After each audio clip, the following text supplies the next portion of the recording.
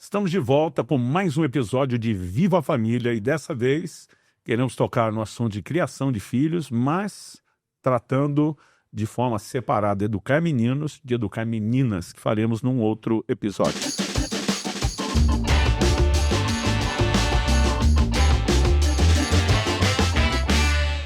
Tivemos o privilégio de ter 2 filhos, um menino e uma menina, experiências completamente diferentes, né?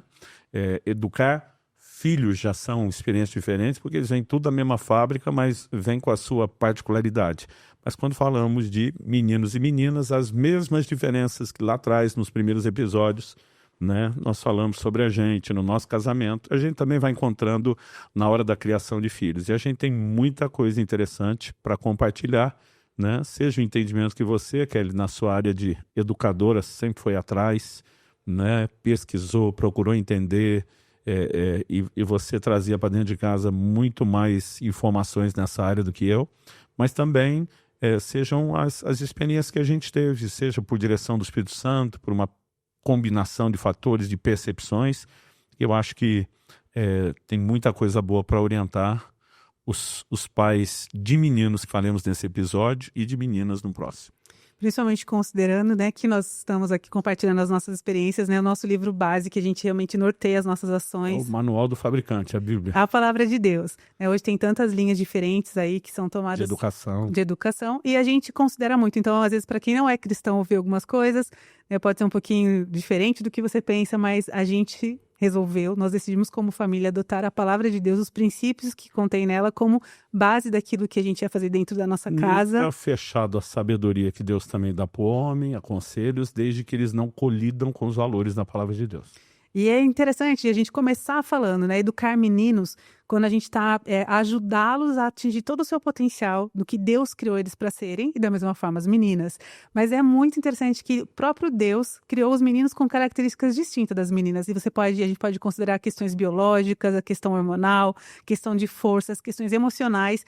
E nós, apesar de termos uma pequena amostragem de filhos, que eu falo que 2 é uma pequena amostragem. Mas nós estamos vendo a réplica disso tudo agora com os netos. Exatamente. Né? A diferença é que agora a menina é a mais velha, e tem os 2 meninos mais novos. Os 2 meninos, o nosso terceiro neto, Kalel, ainda não está interagindo muito, né? Mas a gente vê a Eila brinca de construir, o fim de destruir. Exatamente como era com os nossos filhos. Com os nossos filhos, exatamente. Né? Ela tem 4 anos, ele 2, mas a força já está ali parelha se ele já não estiver ganhando. Né? Então, assim, a gente vê a mesma dinâmica, apesar que em casa o Israel, além de menino, era mais velho. Então, essa questão da força era inquestionável, né? Então, falando dessas diferenças, né, que a gente pode perceber, tanto o menino quanto a menina precisam, é muito importante que eles tenham a presença do pai e da mãe, mas de uma forma, assim, diferenciada, enquanto o menino cresce, ter a presença do pai como aquele espelho com quem ele vai se identificar, né, isso é muito especial e é muito importante, é muito necessário.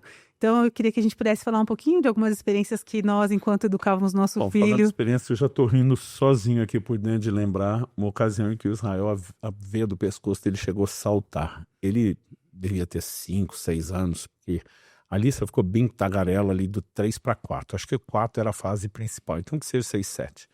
Mas se eu estiver errado, não foi muito mais do que isso. Mas um dia eu vi assim, o Israel ficar nervoso de saltar a veia aqui do lado. Ele olha para a Alissa assim...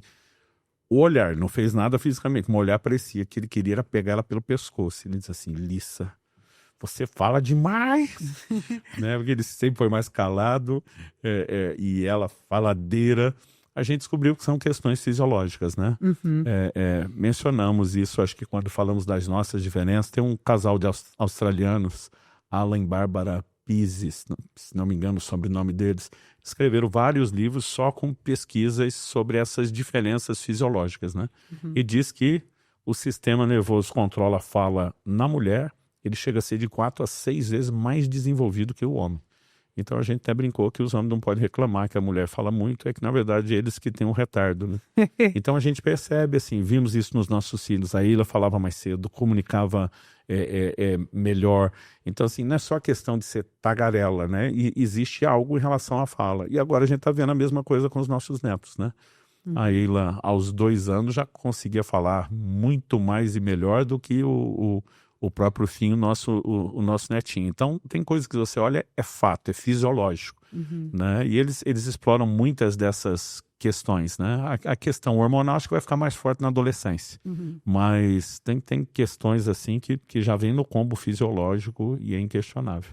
E é interessante como algumas fases a psicologia aponta, né, que existem alguns momentos bem específicos, e isso é base, é ciência mesmo, é através de muitos estudos, né, que se foi do comportamento, exatamente, analisando. que foi apontado que existem alguns momentos da vida do menino que a presença do pai vai fazer toda a diferença na sua formação mesmo emocional, sua formação, né, seu comportamento.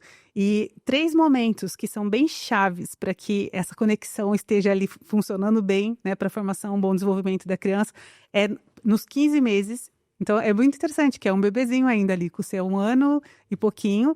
E existe uma desconexão com a mãe, porque os primeiros meses ali tem toda a amamentação, toda aquela questão da troca que acontece meio que naturalmente entre a mãe e o filho.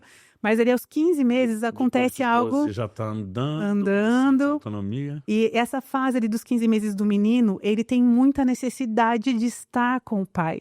E aí eu já vi muitas mães contando que o filho chorava porque, tipo, às vezes o pai chegava mais tarde do trabalho, tinha pouco tempo e assim, algumas até febres emocionais na ausência do pai, quando era questão do pai estar viajando, né? E o menino apresentar essa questão de sentir muita falta. E é muito interessante, né? Porque já é algo que é como se fosse um programa já instalado no menino, né? O outro momento de 3 a 5 anos é uma fase também... Sistema operacional.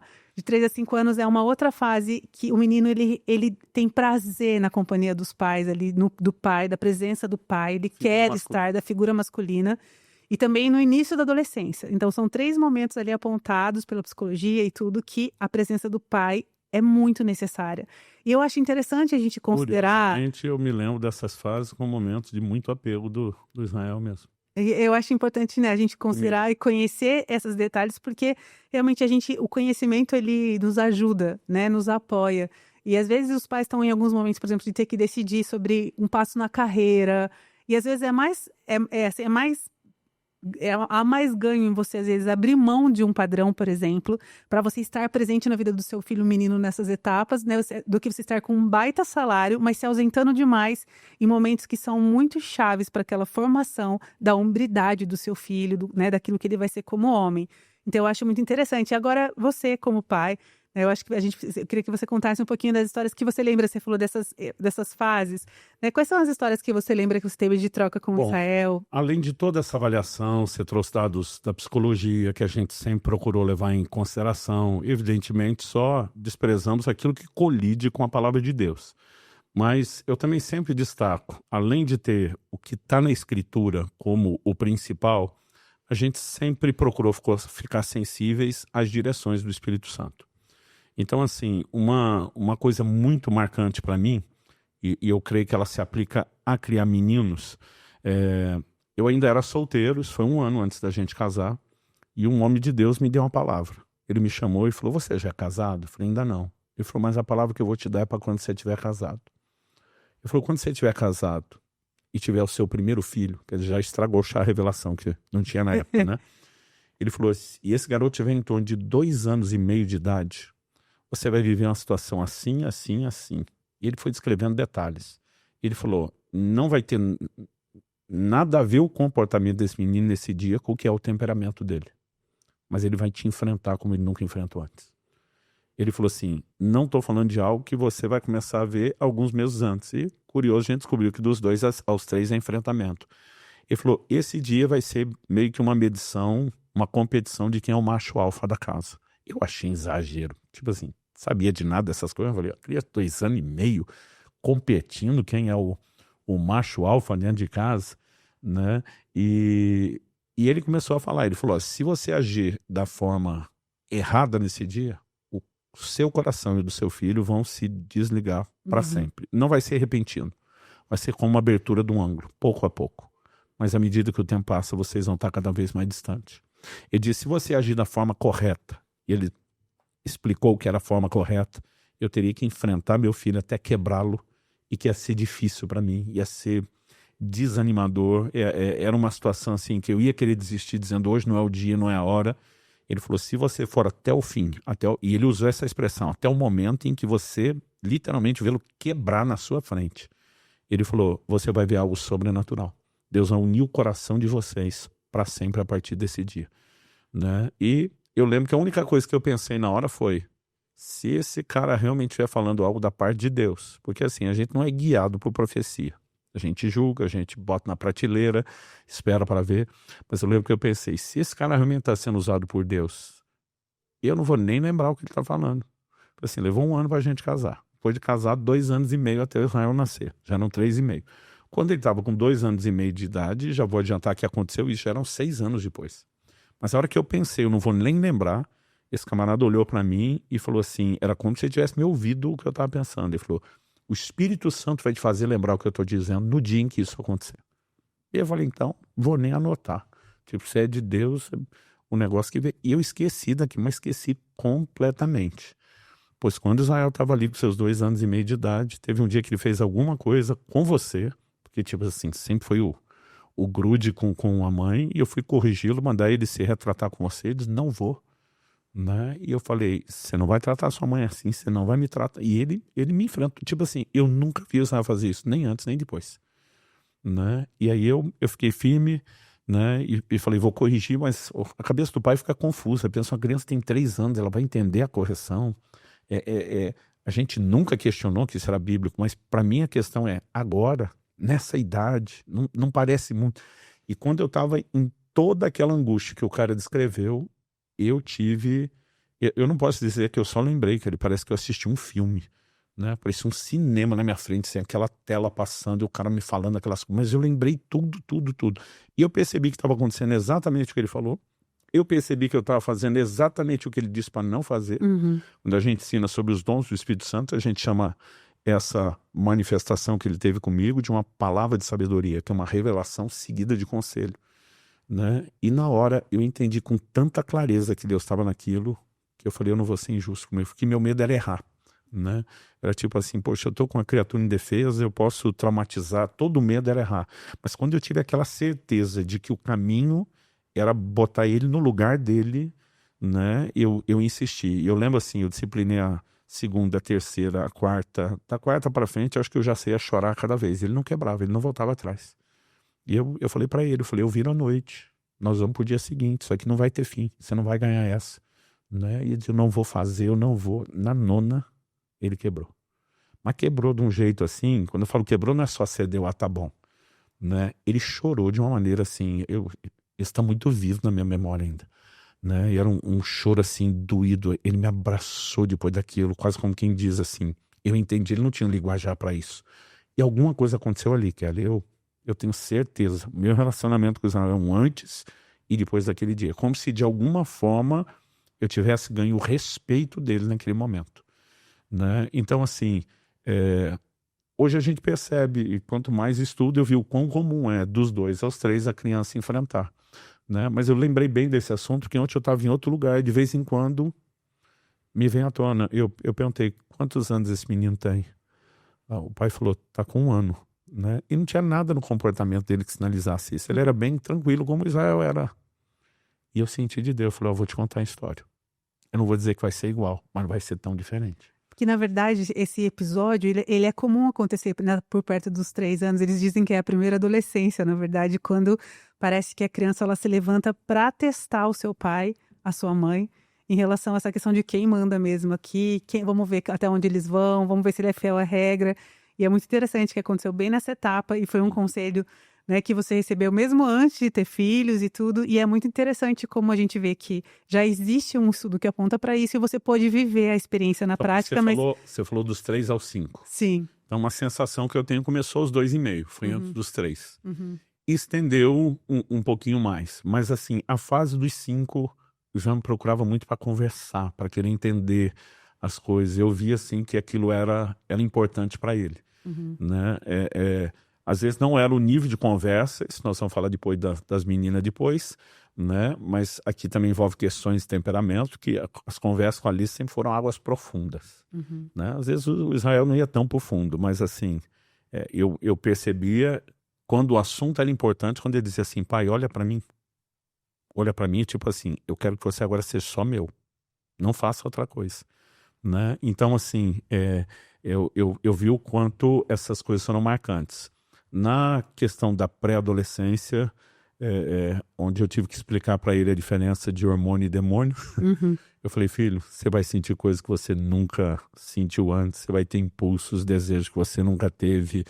E para alguém como você que ama Jesus, pode ser muito confuso, porque de repente parece que você está desejando tudo o que é errado. Eu falei, eu não estou tentando amenizar nem justificar, mas eu falei, não confunda hormônio com demônio. Vamos manter a linha de conversa, né, aberta. E eu lembro que ele fazia comentários até assim, pai, as meninas que era feia estão ficando bonitas. Eu dizia, não é só elas que estão mudando, seus olhos também estão mudando, né? Então, assim, a gente teve muita conversa e o Israel conta no primeiro livro dele, Mate o Dragão, onde ele fala justamente sobre essas questões de andar em pureza, que uma das maiores chaves foi esse discipulado com o pai, as conversas e como Deus falou com ele sobre isso, né? Então, todos esses momentos eu vi questões foram sempre muito marcantes.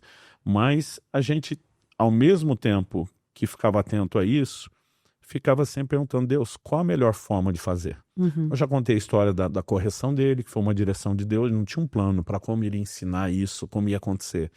Eu creio que já contamos aqui histórias, quando eu falei que eu queria tirar o skate, o videogame dele aos 15 anos, e eu tive uma palavra profética, deixa o menino andar de skate, jogar videogame, porque ele vai ter que virar homem muito cedo. Isso é uma convicção que eu tinha e falava para você, né? Então, quando foi chegando perto dos 18 anos de idade do Israel, que ele ia estudar fora, tinha ganhado uma bolsa de estudos nos Estados Unidos, eu tinha muito a sensação que Israel sairia de casa para não mais voltar. Eu falava pouco disso com você, porque você se armava um pouquinho como toda boa mãe, mas eu tinha muita certeza que Israel ia casar cedo. Então começou aquela preocupação de eu preciso ajudá-la a ser homem, eu tenho que se preparar para entrar nisso, né, de forma diferente. E não sei se é a hora, se eu já estou acelerando muito para... Não tem problema, pode contar. A gente volta se precisar, vamos de volta, vamos lá, vamos mas lá. você quer comentar alguma coisa dos episódios anteriores? Não, pode ir, depois a gente vai voltar um pouquinho, mas pode contar essa história. Então tá. Aí eu me lembro quando nós começamos a conversar sobre isso e eu tinha preocupações, primeiro, formar alguém que fosse homem de verdade para sua casa. A preocupação aumentou quando ele entrou no relacionamento com a filha dos nossos pastores, né? Sim. Alguém que, assim, a família toda amava. E eu lembro que eu comecei a trabalhar com ele algumas coisas. A primeira delas, eu falei, filho, primeira coisa que quem quer casar logo tem que entender é o orçamento. Alguém que não sabe cuidar da sua finança pessoal não merece ter uma família para cuidar.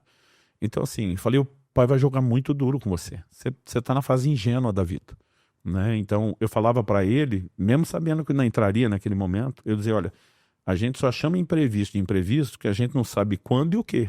Mas se tem uma coisa certa na vida é que vai ter imprevisto. A gente só não sabe quando, como, o que é que vai acontecer. Então, você não pode nem gastar todo o dinheiro, né? Por pouco que você tenha, sempre tem que ter uma certa reserva. Então, eu falei, olha, você ganhou uma bolsa de estudo, mas viver custa. Você não vai pagar para estudar, mas lá vai ter que pagar para morar, para comer, né? Não, mas eu tenho meu salário. Eu falei, filho, o seu salário não dá para o começo. O dólar, na época, estava 3 e pouquinho por 1. Bons tempos. Então, assim, o que ele precisava lá em dólar, ele ganhava em real. Ou seja, ele tinha malemar 1/3 do que ele precisava. Não, pai, mas Deus levantou um mantenedor, que para nós é uma coisa muito de Deus, uma pessoa que nem era próxima, já 1 ano antes. Falou, olha, até que Deus me diga o contrário, eu vou ofertar esse valor todo mês na sua vida. Falou para o Israel e já estava fazendo. E ele, na época, já estava guardando dinheiro para passagem, quando fosse estudar. E aí eu falei, filho, mesmo juntando o seu salário com o dele, ele está faltando 1/3. Falei, o senhor não está disposto a me ajudar? Eu falei, claro que eu estou disposto, eu ajudo tanta gente, não vou ajudar você, filho. Mas eu falei, eu quero que você saiba que eu vou complementar só o que falta para você estar no modo de sobrevivência. Você não vai ter luxo nenhum. Nesse momento nem eu posso, mas se pudesse também não lhe dava, porque você está na hora de você aprender algumas coisas sobre como a vida funciona. E eu falei, e tem mais. Eu que vou mandar o seu dinheiro, vai passar na minha conta, vai juntar com o dinheiro do fulano, vai juntar com o meu para uma remessa. Eu só mando esse dinheiro no primeiro dia do mês. Se você gastar antes, você dançou. E eu lembro de ter falado uma frase que você me ouviu falar várias vezes em casa. Eu disse para ele assim, você sabe quando seu pai fala que nem o decreto dos reis também é de dar pé, é irrevogável. né? Eu falei, e aí de você se tentar chorar para sua mãe no meio do caminho? Isso aqui é entre você. Na época você nem soube disso. Eu falei, sim, entre nós dois, é conversa de homem para homem, você tá entendendo? Tô entendendo. Aí o Israel foi, primeiro mês tudo bem, segundo mês tudo bem, mas eu tô olhando, nós tínhamos um amigo que ajudou mais do que eu queria, né? Porque assim, ele falou, Subirá, vai ser pesado para você vir aqui, correr atrás de moradia, deixa que eu cuido disso para você, esse dinheiro que você ia gastar vindo resolver, você cuida do seu filho. E ele enrolou a gente pelo menos 2 meses segurando o Israel morando na casa dele. Mas eu queria que o Israel tivesse a experiência de aprender a vida. Então, os primeiros 2 meses eu sabia que ia ficar tranquilo. E a minha preocupação era isso. Ele vai amolecer e daqui a pouco... Aí eu liguei para um amigo e falei, você não deixou ir para me ajudar, você não está me ajudando. Eu quero que meu filho aprenda a ser homem. Você não está ajudando, você está facilitando muito.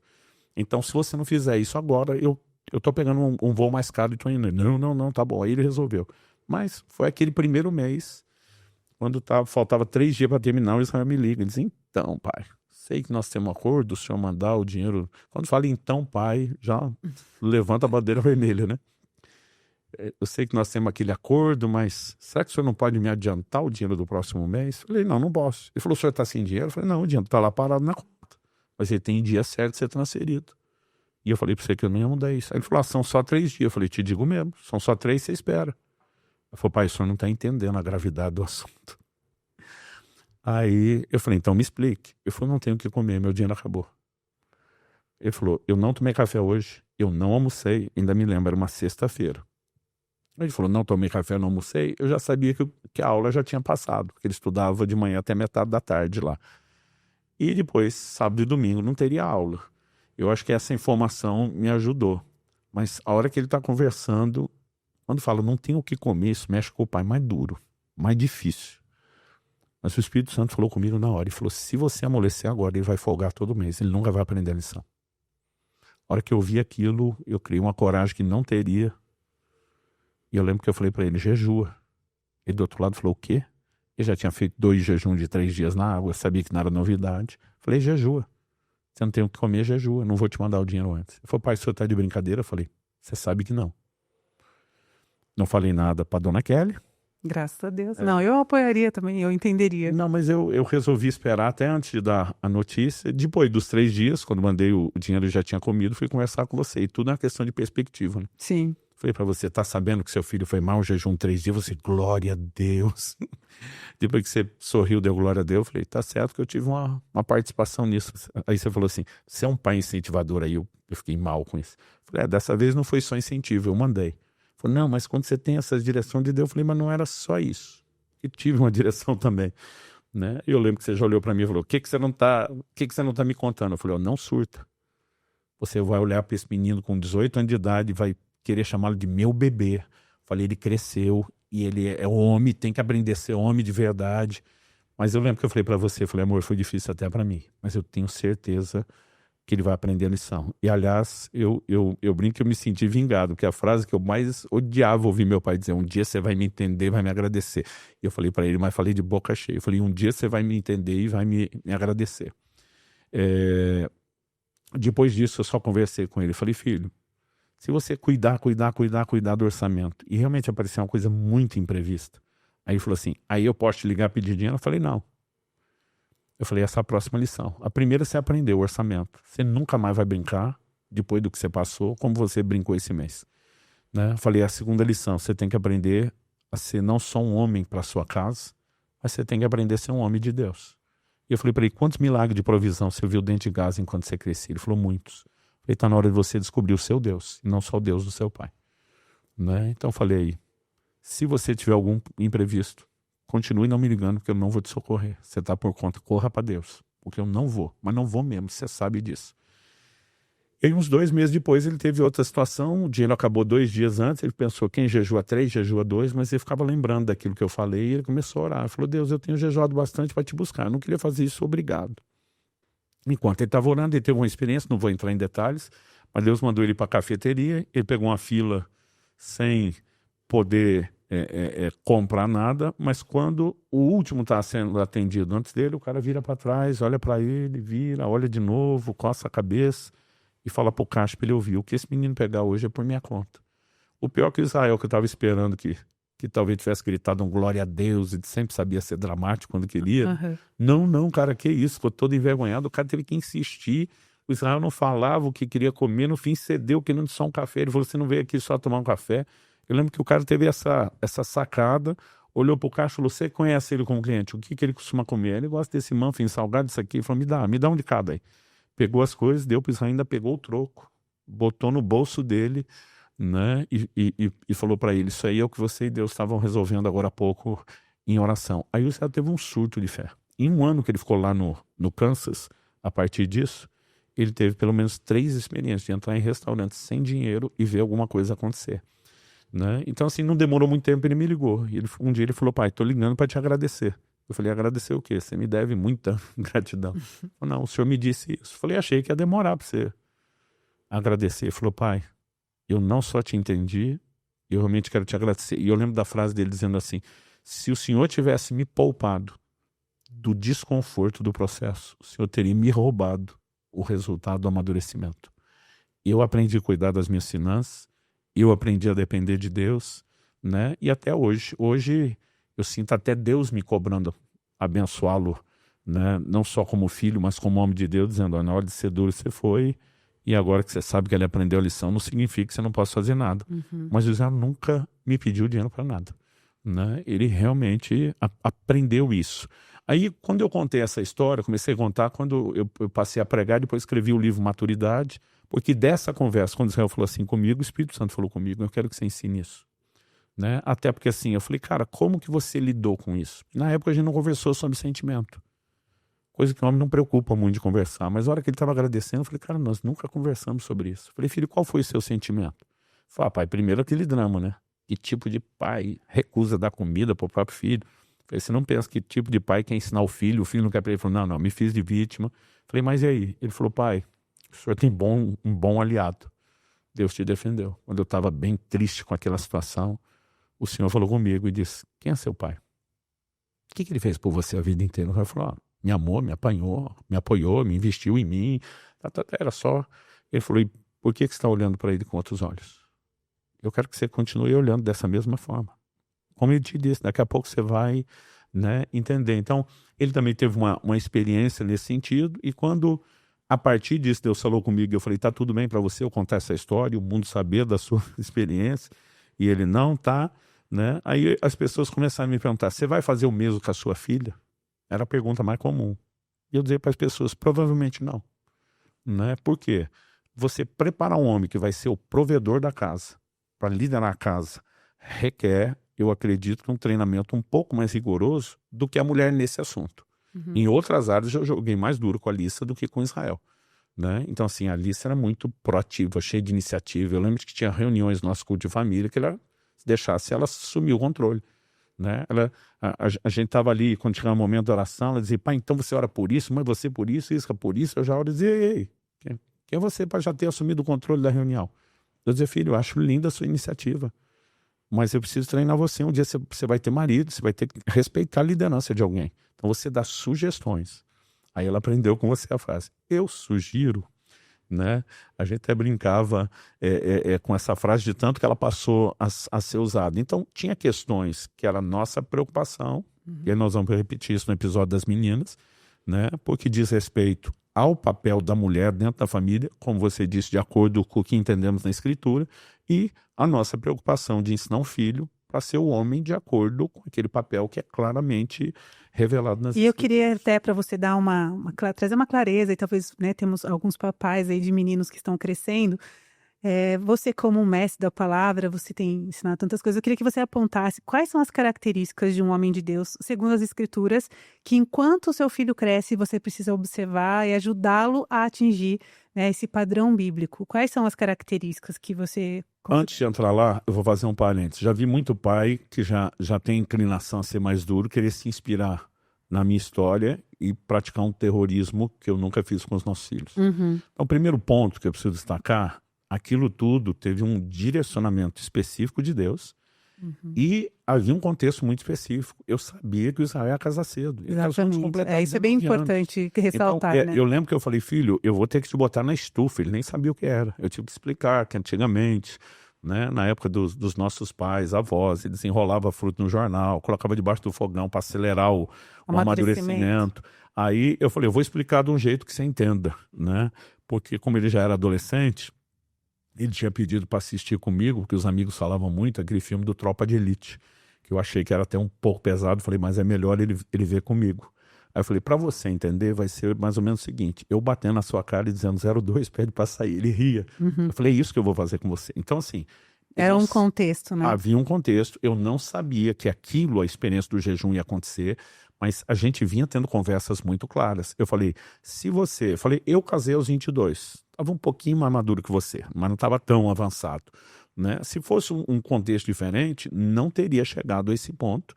E além do contexto, uma direção de Deus que você tem certeza que ele vai trabalhar naquela estrutura, porque pareceu muito até para mim. Eu sempre fui firme, né? As pessoas diziam, cara, você é muito firme com seus filhos. Eu falei, o dia que meus filhos tiver crescido e os seus, a gente compara o resultado. Infelizmente, todo mundo que achava que eu era firme e não queria ser com os deles tiveram problemas desnecessários. Mas até para mim aquilo parecia ser muito. Então, só fechar esse parênteses, porque às vezes as pessoas usam fora do contexto. Sim. Quando a gente fala a respeito do pai, da figura paterna, eu entendia que uma das primeiras coisas que Deus fala lá para Adão no Éden, antes de ter esposa, antes de ter família. A Bíblia diz que Deus o colocou no jardim do Éden para o lavrar e para o guardar. Né? Então, assim, o homem tem que ser provedor e protetor da casa. Né? Então, assim, havia questões que às vezes vocês não percebiam que Israel percebia. Né? Pai, você senta no lugar que você está no controle de tudo. Né? Eu dizia, filho, eu não sei se isso é um instinto, eu não sei se isso tem a ver com o meu temperamento, mas assim, cara, eu tenho que ficar de olho, não é só em vocês as crianças, é só a mãe, o pai. Então, assim, eu tinha conversas com Israel que eu nunca tive com a Alissa, por exemplo, no sentido de olhar para ele, né, e dizer, olha, o pai tem que ser provedor. E era muito difícil, porque às vezes eu queria conversar com ele, né, sobre as questões financeiras para ele aprender, mas o problema é que meu trabalho é o ministério. E aí você não pode botar a motivação só em cima da questão financeira. Porque eu lembro que teve ocasiões que Israel queria algumas coisas que a gente não podia dar. E dizia, pai, quando os pais dos meus amigos fazem hora extra, eles ganham mais. Não tem como o senhor fazer hora extra, pegar mais coisa e fazer aí.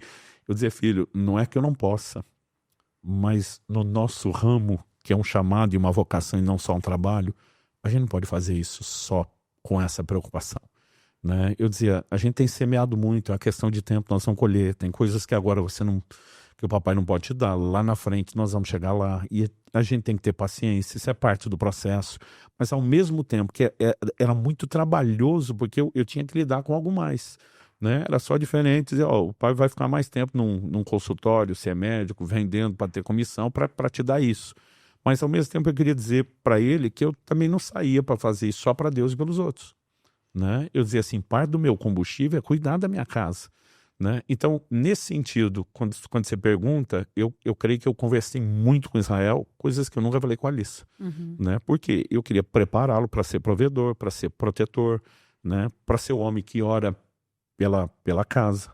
Né? Eu dizia, filho, é muito bom que sua mãe ama Jesus, que ela ora, que ela lê a Bíblia, mas o líder da casa sou eu. Eu tenho que trazer o céu para esse lugar, eu tenho que defender essa casa em oração. E sempre dizendo, um dia vai ser você. Uma experiência bem marcante que eu tive com Israel sobre essa questão do que produzir nos filhos. No início, minha preocupação maior era ensiná-lo a ser o sacerdote da casa, o governo, o protetor, o provedor. Quando Deus começou a trabalhar muito comigo a questão do caráter de Cristo, e que isso envolvia algumas coisas ligadas ao meu temperamento, que sempre fui mais... não só inclinado a explodir pelo meu lado colérico, a me irritar, mas assim, minha filosofia de vida era a verdade, dou a quem doer, atropelei muita gente ao longo do caminho. Eu comecei a me preocupar cada vez mais, não só de botar um sorriso no rosto de Jesus na minha esposa, mas eu pensava, cara, eu estou criando um modelo, um padrão, para um futuro marido e pai. E isso era um negócio que pesava muito para mim. Então, eu tinha muitas conversas com o Israel sobre essas questões, e eu vi algumas delas, Deus trabalhando comigo e com ele. Então, assim, nós tivemos um momento que nós saímos de uma casa, que a gente morava num boqueirão, e você queria, porque queria morar num apartamento. E eu sentei várias vezes com você e falei, amor, o problema de ir pro apartamento, eu vou ficar tranquilo em relação à segurança de vocês, quando eu tô viajando, saía 3 dias por semana. Eu falei, é que daqui a pouco as crianças vão querer cachorro e você vai ceder. E eu falei, não tem a menor chance de eu aceitar um cachorro dentro do apartamento, dentro de casa.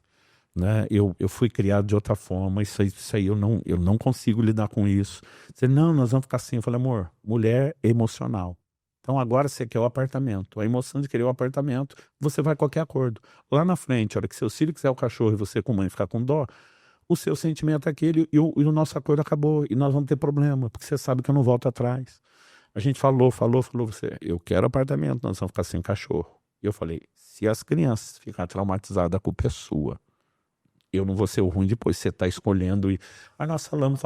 Bom, mudamos para o apartamento. 6 meses depois a lista começa. Eu quero um cachorro. Um cachorrinho. Ela falava daquele jeito manhoso. E eu começava a ver nos seus olhos, dizer, a Kelly está cedendo. A Kelly está implodindo por dentro. A Kelly não vai ficar firme. E daqui a pouco você começou, mas a gente podia ter um cachorro desses que dá. Eu falei, amor, nós combinamos isso. Mas de alguma forma, né, você sucumbiu à emoção de querer agradar a Alice. Um dia a Alice falou para mim, eu estou orando. Eu falei, então vamos ver quem tem mais influência no céu. E foi uma bobagem eu ter feito esse desafio, porque mal sabia eu a lição que Deus queria, né? E eu lembro de um dia que a nossa conversa ficou tensa, não virou uma discussão, mas assim, eu dizia, Kelly, o versículo que você e talvez meus filhos mais me ouviram falar, a vida foi o que jura com dano o seu não muda. Cara, combinou? Não importa se agora está arrependido, vai ter que sustentar. Então, para mim, assim, era um negócio absurdo, não tem por que querer voltar atrás o combinado. Mas um dia eu estava orando e Deus falou comigo parecido com o que ele falou com Jonas. É razoável esse teu sentimento? Eu falei, é. Foi tudo esclarecido, explicado, combinado, tal. E Deus falou, e o tempo todo o que vale é só o seu sentimento. Você tem uma família que não são só os seus. Eu falei, não, o senhor não vai ficar do lado delas. O senhor disse, esqueça a sua mulher e a sua filha nessa decisão. E se concentre no seu filho. Ele diz, eu quero que você ensine ele a ser o tipo de homem que lidera a família da forma correta. E aquele negócio mexeu comigo. Aí eu chamei Israel para conversa. Falei, filho, o que você está achando dessa situação que a sua mãe e sua irmã estão criando? Porque a gente tem um combinado, agora fica esse chororô, tal. Ele falou, pai, eu não tenho nada a ver com isso. Quem governa a casa é você. Eu falei, ok, um dia você vai crescer. E você vai governar a sua própria casa. Eu preciso saber qual é o sentimento que você está diante de tudo isso. Até porque talvez você tenha que ajustar alguma coisa aí. Ele falou, pai, minha cabeça está com você. Está combinado, não tem o que mudar. Eu falei, mas, meu coração está com elas. Eu estou com muita dó. O senhor decidiu algo entre você e a mãe que envolve a minha mãe e que não entende essas coisas. Eu não sei se eu te entendo inteiro, mas eu acho que o senhor está com razão. Mas será que ela vai te entender? E aquele momento Deus dizendo, esqueça a sua mulher e seu filho. E a sua filha, pense no que você tem que fazer por ele. Aquilo me quebrou. Foi para o lugar da oração e o Senhor me disse, há momentos em que você precisa ceder. E não é nem necessariamente por estar errado. A necessidade de muitas vezes se lutar por um bem-estar, trabalhar as questões. Isso para mim foi a morte. Você sabe que até hoje a gente, quando toca desse assunto, a gente ri, a gente só não chora. Abrindo a caixa negra que põe muito amor. Mas assim, aquela coisa de o impacto que isso vai ter no seu filho. Então, eu lembro que eu dei o cachorrinho para a Alice no dia do aniversário. Foi no aniversário de 9 anos. É muito provável. Se tiver errado 8, mas eu acho que foi 9. Ela bem novinha, mas eu lembro quando ela saiu do carro com você para pegar o cachorro. E o Israel foi descer. Eu quero ver essa. Eu falei, você fica. Vem aqui pro banco da frente. Eu falei, o que você achou de tudo isso? Ele falou, pai, você é meu herói. Uhum. Ele falou, eu sei que o senhor vai se incomodar muito com esse cachorro. E você tá me dando um baita exemplo de coisas que a gente pode fazer pela família. Há todo um contexto que não dá tempo de entrar em detalhes aqui, mas assim, até muitas situações a gente percebeu Deus dizendo, ei, tem um menino que tem que ser formado como futuro líder.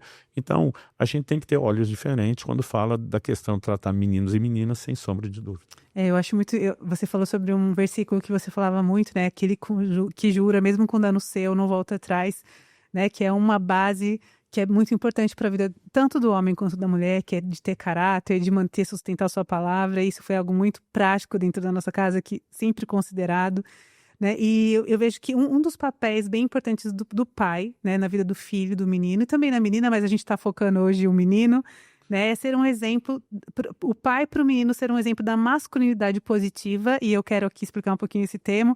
Até muitas coisas que eu estou comentando aqui, eu quero recomendar uma leitura que nos abençoou, né, porque eu lembro que eu era leitora, mas trazia os princípios depois nas nossas conversas. É o livro do James Dobson chamado Educando Meninos. Tem hora que eu acho que eu li todos esses livros, tanto que você falava. Eu falava e repetia, né? E hoje já tem até outros livros com esse tema, mas eu recomendo esse que eu li. Eu gosto muito do James Dobson como educador, vários livros, né, que são da autoria dele, Esconde, Ouso Disciplinar, são livros que eu li, foram realmente manuais, assim, porque ele é um cara também que tem uma base cristã muito, que ele apresenta, ele é muito consistente, e também toda essa parte psicológica, essa outra parte que ele aponta junto, e ele fala, né, que um dos papéis ali, o papel importante do pai, então é ser um exemplo da masculinidade positiva, ou seja, né, a masculinidade é onde o homem usa a força em prol da família, onde ele é gentil, ele é cavalheiro. Eu e Lícia fomos muito abençoadas por estar numa casa onde a gente viajando nunca carregava as malas pesadas, a gente ajudava com pouca coisa, porque você não só fazia, mas também ensinava o Israel a esse lugar. Então, é esse modelo da masculinidade positiva, que é o homem gentil, o homem cordial, o homem que ainda abre a porta para sua esposa, coisa que você faz até hoje. Para mim, os nossos filhos viram esse modelo. Isso é um papel do pai, de mostrar essa masculinidade correta, positiva, de uma forma, né, realmente o cavalheiro, apresentar esse papel sendo um exemplo, né, e também colocando as considerações, mas principalmente sendo um exemplo. E também a questão, né, o papel também do pai na vida do filho, é também ser um exemplo de fé. Né? Eu pude ver, graças a Deus, você como pai do nosso filho, né, tomando muito bem esse lugar, tanto de ser um exemplo da masculinidade positiva, quanto também um exemplo de fé. E nós tivemos muitas situações onde foi tão importante... Eu não sei que hora cabe, mas tem uma fala do Israel aos 14 anos sobre isso, que eu acho que vale comentar aqui. Então, vamos lá. Ele um dia olha para mim e diz, pai... É aquela frase que você fala, zerei o jogo, ganhei a vida. Uhum. Eu tenho uma frase do Israel e uma da Lícia que para mim assim, são as mais gratificantes. A gente sabendo da nossa limitação, mas dizer assim, cara, Deus deu a graça da gente conseguir fazer isso direito. Ele olhou para mim e falou, pai, eu te amo, eu te respeito, eu te admiro, mas eu acho que eu não consigo te explicar o tanto. Falei, vamos tentar, dar uma volta, fala mais. Era muito mais por querer ajudá-lo a botar o sentimento fora do que querer ouvir aquilo. Mas aí ele me quebrou as pernas, ele olhou para mim e falou, eu acho que a única forma de explicar o quanto eu te respeito é, eu quero ser que nem você quando eu crescer. Eu falei, uau, por quê? Ele falou, pai, eu quero ser o homem de Deus que o Senhor é, eu quero pregar como o Senhor prega, eu quero mover nos dons do Espírito Santo como o Senhor move, ter a paixão pelo reino e pelas pessoas que o Senhor tem, mas acima de tudo isso, eu quero ter o caráter que o Senhor tem. Eu olhei para ele, 14 anos. Eu já pensei em voz alta. Falei, o que você entende de caráter, meu filho? Uhum. Eu não estava desdenhando dele, mas tipo assim, eu quero entender o que ele está vendo. Eu falei, pai, eu estou de olho em você. Ele puxou situações de 2 anos, dos 12 ao 14, de coisas que ele estava me observando, que eu não tinha noção, porque são uns radares, esses bichinhos, né? Ele falou de uma vez que eu bati fui dar ré e o engate do carro, eu não levei em conta e bati na placa do outro carro. A gente atrasado para sair de viagem já com as malas no carro. Eu não conseguia achar o dono do carro. Ia de restaurante em prédio. Era uma rua cheia de prédio, de prédio em prédio. Até conseguir achar. Para o cara descer, olhar e dizer, cara, só amassou a placa. Não foi nada. Falei, é o que eu tinha escrito no cartão que ia te deixar aqui, mas eu prefiro ouvir isso de você. Né? Se você descobrir qualquer outra coisa, às vezes um sensor pode ter sido avariado, esse é meu telefone, tal. Ele começou a falar de coisas assim, dizer, pai, isso é caráter, né? E é um momento como esse que você fala, poxa, com toda falha e limitação, que o Cílio conhece as versões sem corte, né? Sim. Você tá na frente estranho, você consegue se controlar um pouquinho mais. Mas no convívio diário, eu gosto de usar essa expressão, eles conhecem a versão sem cortes. E ele dizendo, cara, você é um modelo que eu quero reproduzir. Israel fala muito isso até hoje, né? Isso enche muito meu meu coração. Eu olho para ele como um filho modelo, ele quer dizer que foi por causa dos pais que teve, a gente disse que foi mais fácil ser pai dele porque deles, né, pelos filhos que eram, mas pela graça de Deus a gente percebe que isso foi, e eu não sei a diferença emocional entre menino e menina, e você vai falar da parte da menina no próximo episódio, mas assim, tanto para Israel como para Alice, essa questão do exemplo é muito forte. Sim. Agora, eu estava assim, considerando alguns aspectos. Assim, hoje eu vejo, né, que muitos pais, por causa da correria e tudo, estilo de vida, hoje moderno, que acaba se ausentando tanto para poder prover, eles acabam, às vezes, não conseguindo trazer esse equilíbrio de estar presente, né? E eu vejo algumas mães falando, mas o meu marido é quietão, ele é na dele, ele também tem pouco tempo em casa, está sempre muito cansado.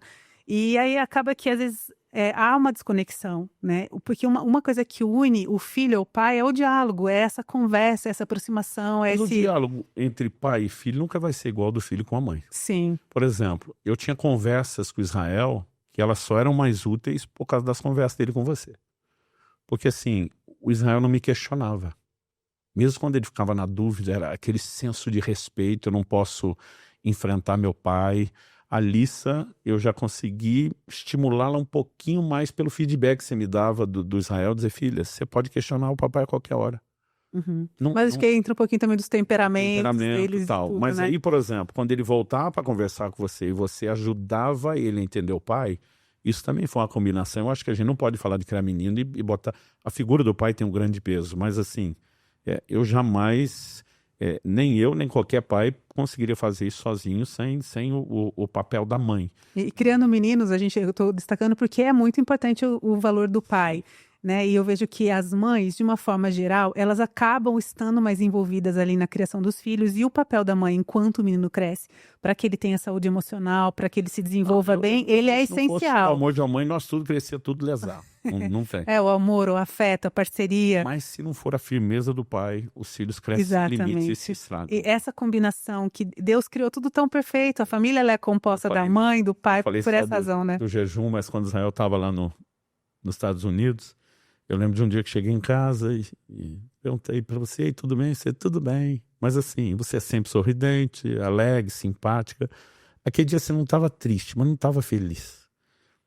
Eu ficava assim, cara, não tá bem. Eu falei, amor, não tá bem. Não, tá bem. Tá. Eu falei, não, tem alguma coisa te incomodando, pode não ser grave, mas eu sei que aperta, daqui a pouco você, eu tô com dó do Israel. Eu falei, dó por quê?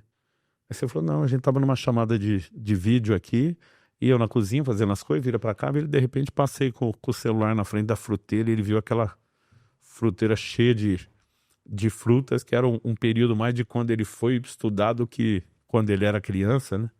E ele, nossa, mãe, que saudade de comer fruta, porque aqui o dinheiro não dá para nada disso tal. E você, quando comentou comigo assim, que dó, eu não te falei nada. A única coisa que eu falei, amor, dó de nós que estudamos na escola estadual, no interior, de grau. O menino tá na América, tá tendo um privilégio fantástico, não tem que ter dó de nada. Mas eu vi que você tava no modo sentimento, saí, peguei meu celular, subi, a gente morava num sobrado, subi para garantir que você não visse a conversa, fechei a porta do quarto, liguei para ele. Ele, ô pai, tudo bem? Falei, tudo bem, coisa nenhuma. Aí ele já. Falei, a próxima vez que você chorar com a sua mãe que não tem fruta para comer, não vai ter mais nada para você comer. E ele ficou assim. Eu falei, você quer ser homem? E já estava no processo da estufa, né? Que fique bem claro. Já estava na estufa e ele sabia, mas ainda não tinha chegado o jejum. Isso foi antes. Eu falei, você quer ser homem? Você quer cuidar da sua casa? Eu falei, homem não chora com mulher.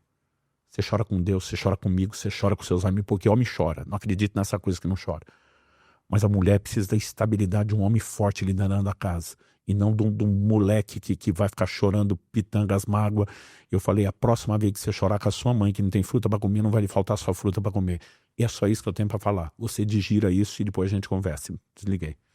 Eu lembro que depois de um tempo você falou, acho que o Israel adaptou, nunca mais reclamou. E eu, yes! Né? Mas assim, ao mesmo tempo que não pode só amolecer demais, se tiver só a firmeza, é um equilíbrio perfeito naquilo que Deus colocou.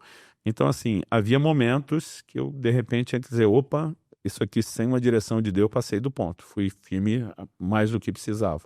Havia momentos onde dizia, amor, desculpa, você está sendo mole, né? Porque aqui o que nós temos é uma questão de princípio, temos um acordo, temos isso. E não é hora de ter emoção ou ter dó. E tinha momentos que você dizia, meu amor, eu acho que talvez você vai ter que rever, ainda mais depois que você viu que a do cachorro eu perdi, que Deus interviu, parece que vocês se animaram para para acreditar que eu poderia reconsiderar mais coisas. Então, assim, se você puder falar um pouco, porque, assim, essas conversas suas com Israel enquanto mãe, aquela coisa de dizer, eu tenho amiga, para mãe eu jogo sentimento, parece que de alguma forma ele estava comigo, ele tinha que mostrar que estava aprendendo a ser homem e ser forte.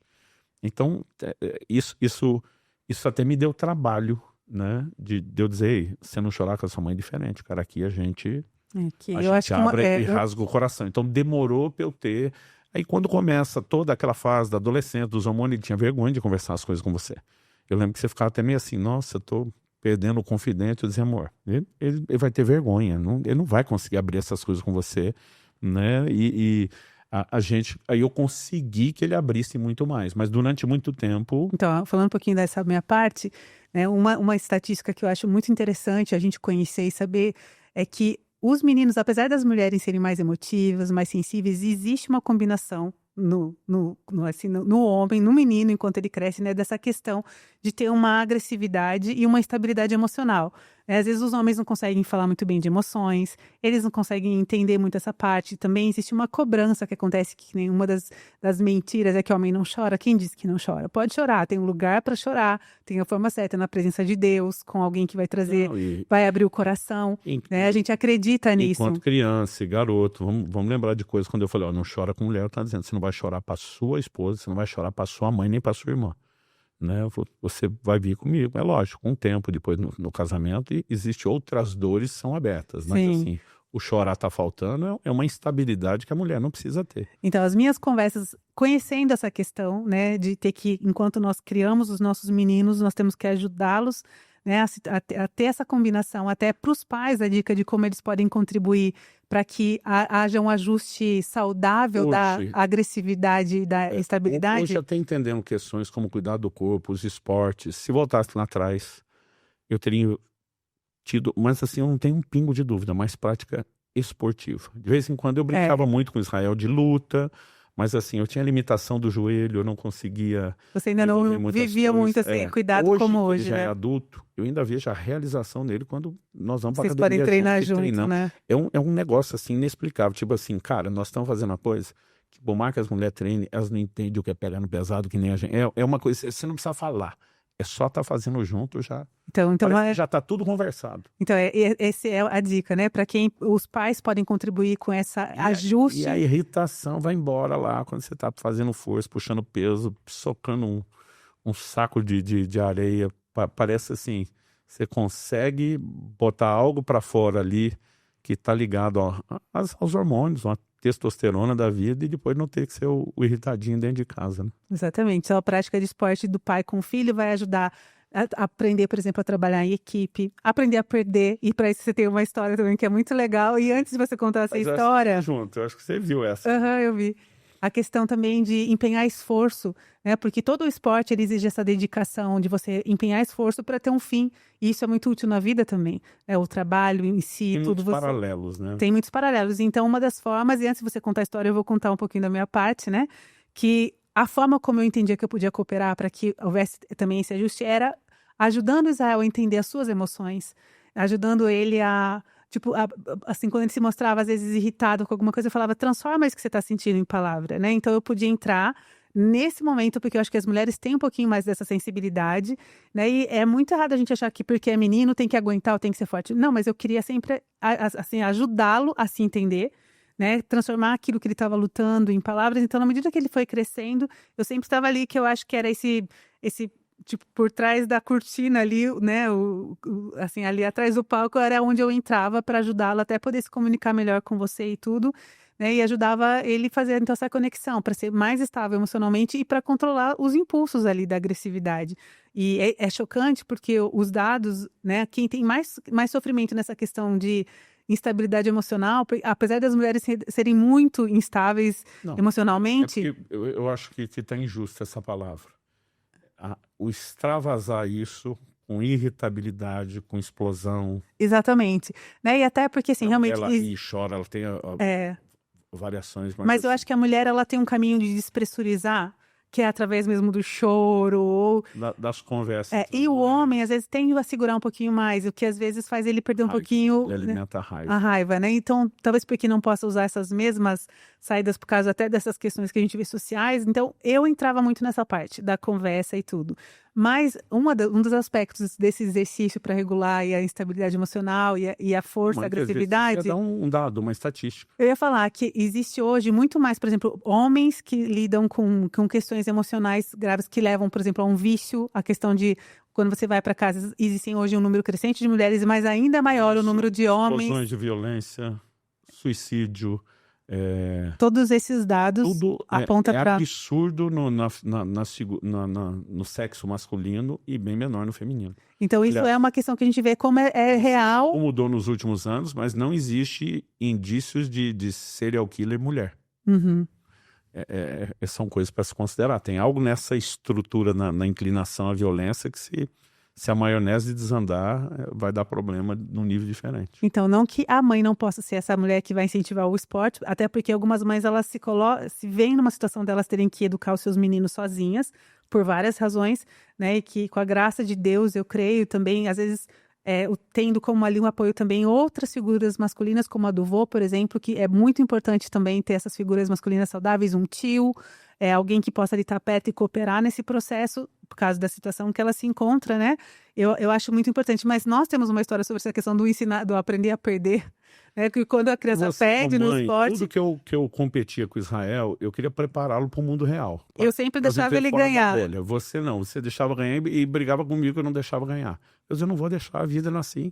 Lá fora ninguém vai deixar. Não existe essa ilusão, né? Então, assim, não tinha argumento seu que me fizesse voltar atrás, porque meu nível de teimosia era alto e de argumentos também, né? Em relação a isso. Então, assim, a gente lutava muito. E ele começava, às vezes dava uma chave, né? Tá doendo, tá machucando. Eu dizia, dá 3 tapinhas, né? Bate para desistir, que seu sofrimento acaba, né? E você dizia, você nunca deixa. Eu falei, não vou deixar, ele vai ter que aprender. E foi uma frustração, porque assim, a gente lutava desde que eles tinham 11, 12 anos. A primeira que ele me ganhou, ele tinha 16. Mas daí já estava com um corpo de homem. E eu lembro até hoje, o dia que ele me encaixou um armlock, que eu não conseguia escapar, e era o meu ombro problemático, né? Que é algo que eu tive que trabalhar depois. E eu, desesperado, comecei a gritar de dor. Dizia assim, você vai arrebentar meu braço. Dizia, dá 3 tapinhas que seu sofrimento acaba. Mas aquilo era um orgulho nele que para mim valeu a pena todas as outras que eu não deixei. A partir dos 18 ele começou a ganhar com tanta frequência que nós paramos de... Mas qual foi a fala dele sobre perder? Aí um dia no videogame, que era a mesma coisa, você dizia, você não deixa ele ganhar. E quando ele ficava bom e começava a me ganhar, eu mudava para um jogo que eu era melhor. E eu ficava doido. Mas assim, era toda aquela dinâmica de provocar nele aquela coisa de eu tenho que melhorar, eu posso dar a volta, eu consigo. E aí um dia ele estava muito frustrado, mas assim, porque eu já tinha perdido umas 4 seguidas. Ele, vamos jogar mais um. Eu falei, não adianta, filho, você sabe que você não consegue me bater. Não, eu quero tentar. E nós jogamos, ele perder. Aí ele estava muito bravo. Eu falei, filho, você tem que aprender a perder. Ou aprender a perder, tipo, era saber lidar com a emoção. E você acha que eu não sei... Ele destemperou do jeito que não era comum, pessoal. E você acha que eu não sei perder? O que eu sei é perder, eu só perco. O que você é ganhar? Mas ele ficou tão indignado e nós começamos a rir, né? E para ele ainda... Ele ficou indignado que a gente estava rindo, mas a cena foi muito interessante. Aí depois eu tive que conversar mais. Falei, filho, você deu o tipo de sentimento? Eu falei, cara, você é incrível, você é bom em tudo que você faz.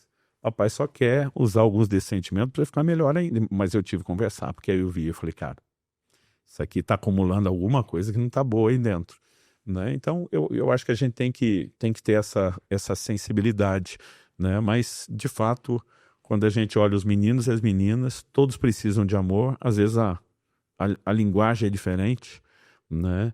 E eu sempre procurei, até porque uma das minhas linguagens emocionais de amor é toque, então, assim, sempre abracei, beijei os filhos, fiz de tudo, né, que pudesse comunicar afeto desde do toque físico.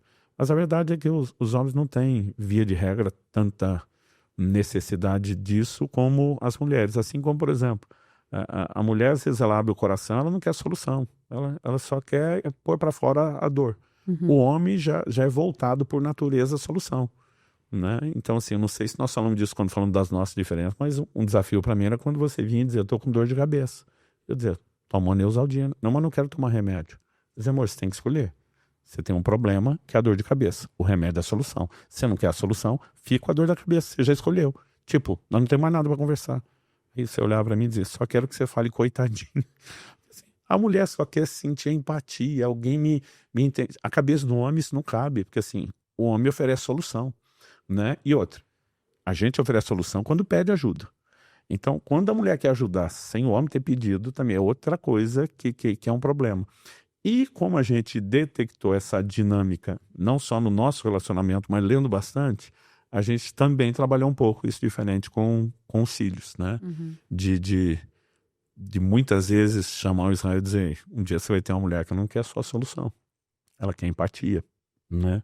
Mas ao mesmo tempo chamar a Alice e dizer, seu marido não precisa só de empatia, ele não quer alguém para chorar, né? Muitas vezes a frustração dele ele não está conseguindo resolver, então você também tem que entender o outro lado. E nessas duas coisas acho que a gente também conseguiu até que prepará-los bem para o que viria depois.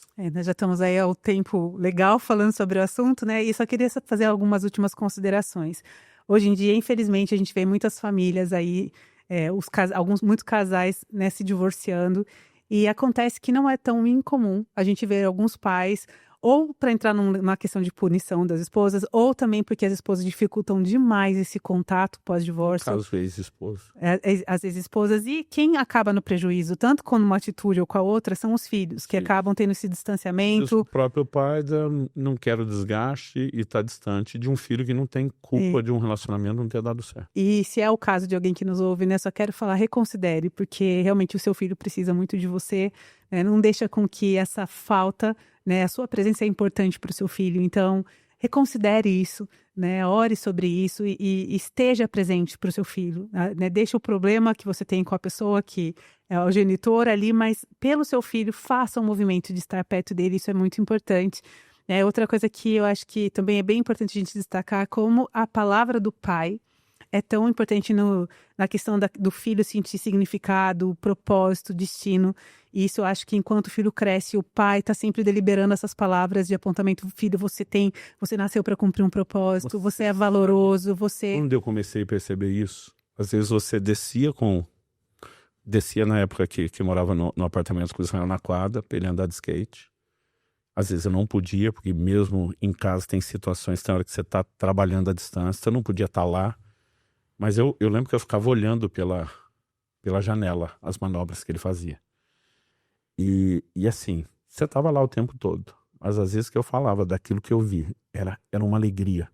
Porque assim, tipo, cara, não adianta só minha mãe ver, eu também quero que meu pai veja. Uhum. E não era só o ver, né? Porque às vezes eu queria ajudar. Dizia, filho, eu vi que você não acertou uma hoje. Eu tô tão feliz que você continuou tentando. Porque ninguém fica bom em nada sem treino. Né? E você está demonstrando uma perseverança. Cara, aquilo parece que era um combustível para ele. Não precisava elogiar a manobra que não deu certo, porque essa não tinha como. Mas assim, a persistência fazia questão de fazer. E eu achava muito interessante, porque como eu ficava mais presente, em função até dos nossos trabalhos... Você me falou, olha, fala mais que você está vendo. Porque eu lembro que quando ele andava de skate muito, uma fase, né, ele curtiu muito skate, Israel, e tinha momentos que eu levava ele para algumas pistas e tudo, e ele fazia as coisas e eu vi ele fazendo, e quando você chegava perto, às vezes ele nem conseguia fazer, ele ficava tão emocionado que você ia ver ele fazer coisas, às vezes era na frente de casa, você sentava lá para ver ele andar. Eu desci, ele estava muito frustrado, ele falou, pai, eu te juro que eu fiz. Eu falei, filho, eu vi você fazer pela janela. Eu desci porque eu queria ver de perto, você não precisa ficar nervoso comigo. Tinha hora que às vezes até não ia, porque eu dizia, vamos deixar ele ficar um pouquinho melhor. E não é que você fosse um pai distante, que só aparecia, você estava ali, mas ele amava, ele tinha um prazer em mostrar para você que ele conseguia, diferente, porque eu estava sempre junto, né? Eu acompanhava todo ali, mas comigo era tão tranquilo ele fazer, mas para você era aquela coisa, eu quero que meu pai veja. E depois, com o tempo, essas conversas de dar destino, o peso da palavra do pai... A gente viu isso na prática. E uma última coisa que eu queria colocar, que eu acho muito relevante para esses dias, é que a gente tem visto assim, o quanto o bullying, por exemplo, em ambiente escolar tem sido uma coisa tão problemática. Importante você tocar nisso antes de terminar. E eu acho que os pais, eles precisam entender que às vezes algumas coisas, por exemplo, e começa com brincadeira às vezes sem graça, um palavreado, um ambiente onde que é aceita essa questão de valorizar às vezes características. Até pior do que com as meninas. É pior do que... Então, o maior número também de praticantes de bullying está entre os meninos. Não que as meninas não possam ser cruéis, porque elas também conseguem ser. Existe maldade nos dois, tanto nos meninos quanto nas meninas. Mas, dos garotos, mas entre os meninos existe tanto uma propensão maior à violência, até com questão de toques e enfim, assim, os níveis de agressões assim, de intimidação e tudo mais. E também a questão das palavras mesmo. E a gente recentemente andei lendo várias matérias onde até crianças que não suportaram chegaram ao extremo de tirar a sua vida e depois deixar ali cartas que estavam sofrendo bullying que não conseguiram abrir. Então é tão importante essa aproximação dos pais para eles entenderem o ambiente, mas eu queria... Há vários desdobramentos. Então, por exemplo, chamava Israel e dizer, filho, nem todo mundo tem Jesus no coração como você tem e tem famílias estruturadas como a que você tem. Isso não dá direito à pessoa de fazer o que ela quer. Mas a gente precisa sempre ter um olhar de compreensão e misericórdia. Mas assim, você querer que uma criança seja totalmente madura é algo que também não cabe. Paulo disse, quando era menino, falava com o menino, pensava com o menino, agia com o menino. Quando chegasse a ser homem, deixa as coisas de menino.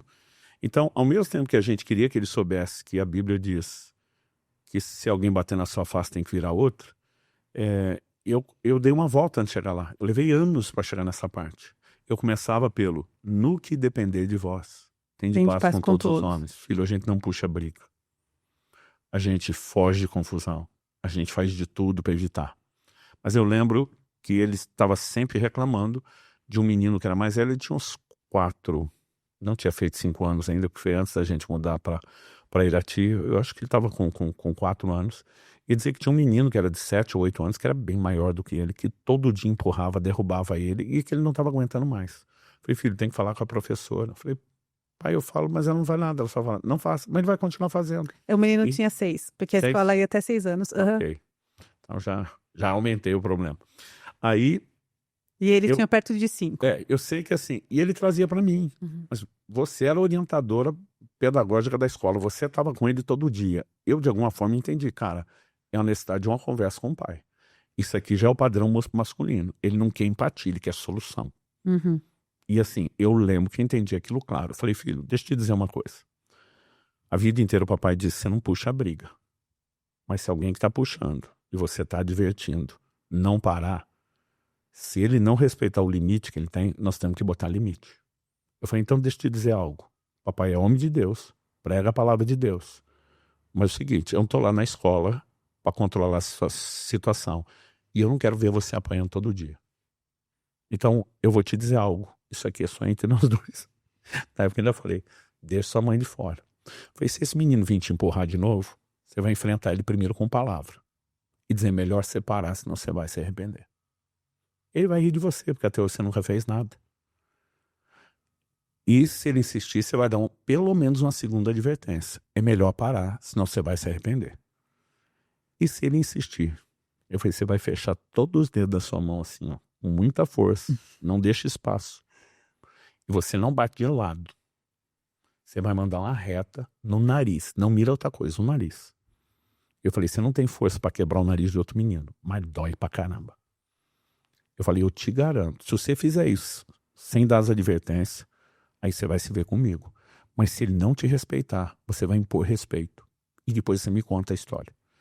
E depois teve um dia que você ainda acabou vendo o que aconteceu, né? Porque você viu o menino empurrar ele dando de dedo, porque antigamente ele não se defendia nem com palavra. O menino deu um segundo empurrão, ele falou, você vai se arrepender. A hora que o menino tentou o terceiro, mas deu, a gente chamava no meio da fuça.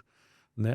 O menino chegou a cair, não era nem a força, acho que foi a surpresa, né? um menino mais novo mandando uma mãozada daquele jeito, nunca mais o menino incomodou ele. E as pessoas às vezes perguntam, cara, você ensinou seu filho? Eu falei, sem um pingo de arrependimento. Ensinar a se defender. Agora, à medida que ele foi crescendo, eu comecei a dizer cada vez mais, filho, existem formas da gente se defender. Agora você é maior, empurra de volta, não precisa agredir. Né? Mas tipo assim, eu falei, esse menino, ele já estava emocionalmente no modo que não tinha mais nada que frear ele, porque assim, o fato de você nunca ter resistido antes, ele cresceu, né? Então eu Agora falei, é importante... essa situação não precisa repetir, agora você tem mais idade, você vai para a próxima escola, aqui vai ser pior, com essa idade vai ser pior, mas é o seguinte, olhou feio, você olha também, fala que você não quer brigar, fala que você não quer respeitar, mas mostra que você não tem medo. Olha no olho e fala que você vai arrepender.